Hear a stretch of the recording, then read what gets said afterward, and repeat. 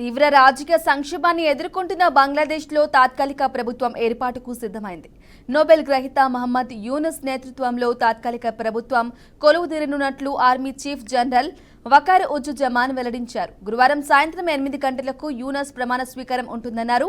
ప్రభుత్వ ఏర్పాటుకు సంబంధించి విలేకరులతో మాట్లాడిన ఆర్మీ చీఫ్ జనరల్ వకార్ ఉజ్జుజమాన్ 15 మందితో ప్రభుత్వ సలహా మండలి ఏర్పాటు కానుందని చెప్పారు. పార్లమెంటును రద్దు చేసి యూనుస్ సారథ్యంలో ప్రభుత్వం ఏర్పాటు చేయాలని ఉద్యమకారులు చేసిన డిమాండ్ నేపథ్యంలో ఈ పరిణామాలు చోటు చేసుకుంటున్నాయి.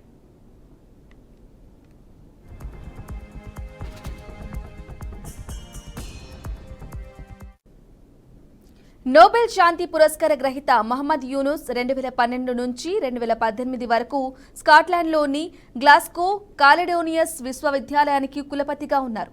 చిట్టగాంగ్ విశ్వవిద్యాలయంలో ఆర్థిక శాస్త్ర ఆచార్యునిగా సేవలందించి బంగ్లాదేశ్ పేదల అభ్యున్నతి కోసం కృషి చేశారు. చిట్టగాంగ్లో 1940లో జన్మించిన ఆయన ఓ సామాజిక కార్యకర్త, బ్యాంకర్, ఆర్థికవేత్త. మైక్రో ఫైనాన్స్ బ్యాంకు ద్వారా లక్షల మంది ప్రజలను పేదరికం నుంచి విముక్తి కలిగించిన ఘనతను సాధించారు. అందుకు 2006లో నోబెల్ శాంతి బహుమతి అందుకున్నారు. చాలా ప్రతిష్టాత్మక అవార్డులు ఆయన్ను వరించాయి.